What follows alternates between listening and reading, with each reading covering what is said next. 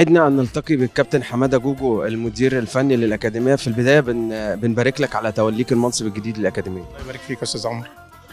كابتن حمادة، عايز أعرف منك بقى الموسم الجديد ناويين تعملوا فيه إيه؟ التطوير اللي هيحصل عن الموسم الماضي.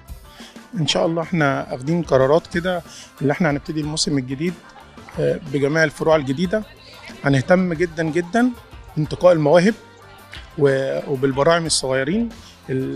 السنه دي باذن الله هنبتدي مع ال 2016 وال 2015. احنا حاطين عينينا قوي قوي قوي اللي احنا ان شاء الله نطلع منهم مواهب زي المواهب اللي احنا طلعناها في الكام سنه اللي فاتوا.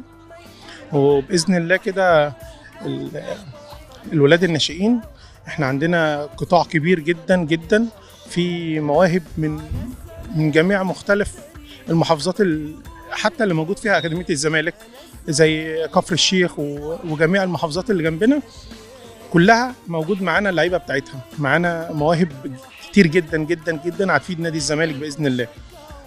كابتن حمادة، مواليد تقدر تقول ان دي اللي هتبقى ابرز المواليد السنه دي، هل في مواليد معينه انت شايفها هتكون هي البارزه السنه دي؟ احنا الحمد لله الحمد لله يعني كل المواليد السنه اللي فاتت كانت مميزه جدا جدا جدا. حتى مع اول بطوله اشتركنا فيها كنا رسمي بعد حصولنا على الرخصه، احنا وصلنا بيهم بطوله الجمهوريه بجميع المواليد، يعني طلعنا الاول في جميع المسابقات. وبرضه السنه دي باذن الله هنضم عليهم الولاد ال 2013. دي هتكون مفاجاه الاكاديميه باذن الله.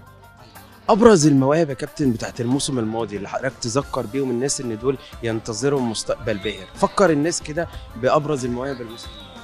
عندنا مواهب كتير جدا جدا. عندنا احمد هيثم، عندنا ادهم، عندنا جاسر، عندنا ربيع، عندنا لعيبه كتير جدا جدا جدا. ميسي في كل يوسف ميسي، محمود كريستيانو. عندنا لعيبه هايله. انا بكلمك كمان في مواليد فيهم 2012 و2011 شيكا. كل المواليد. علي، عندنا علي ده محمد صلاح القادم باذن الله باذن الله، يعني حاجه هايله. ومش هقدر بقى انسى حد عشان احنا عندنا القطاع بجد كله مميز.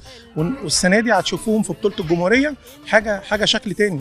انت هتتفرج على فرق مش هتتفرج على اكاديميه.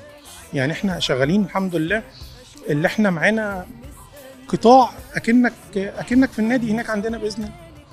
يعني حاجه مميزه، حاجه تفتخر بيها الزمالك. وباذن الله هيبقى امداد كبير قوي السنه دي لقطاع الناشئين عندنا في القاهره.